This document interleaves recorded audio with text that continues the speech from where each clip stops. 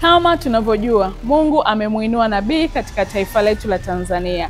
Nabii aliyepewa neema na Mungu ya kutabiri mambo ya kitaifa na kimataifa. Si mwingine bali ni mpakwa mafuta wa Bwana, mtume na nabii James Onea, ambapo siku ya Jumapili ya tarehe 16 mwezi wa 3 mwaka 2025, wakati ibada inaendelea, mtumishi wa Mungu aliweza kutoa unabii kwa habari ya ajali itakayoweza kutokea jijini Dar es Salaam katika barabara ya Morogoro.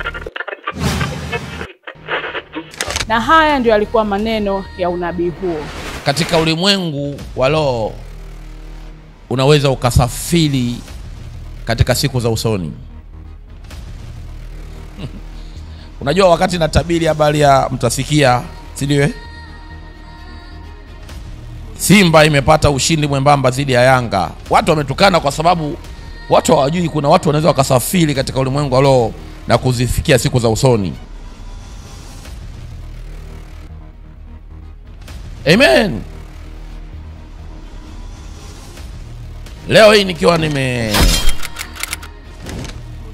nimelala usiku, nikachukuliwa mpaka hii barabara inaitwa Morogoro Road. Sema Morogoro Road. Sema Morogoro Road. Morogoro Road inaanzia wapi hivi? Inaanzia mjini, inapita Manzese, si ndio? Alafu inaenda Ubungo, alafu Kimara, si ndio? Sasa nikaona ile barabara ya Morogoro Road, amen, lakini nikarudishwa hapa maeneo ya Ubungo hapa ambako zamani ilikuwa TANESCO, si kama bado ipo, amen, Ubungo pale, si ndio?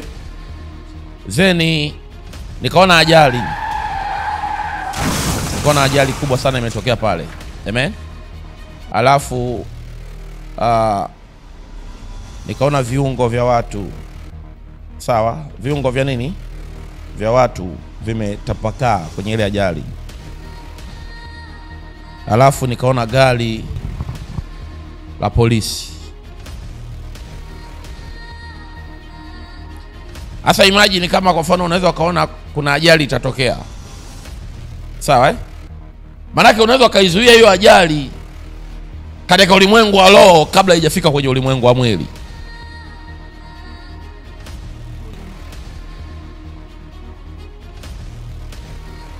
Sio kama kuna mtu anaelewa, Mtu mmoja aseme Bwana hebu nisaidie.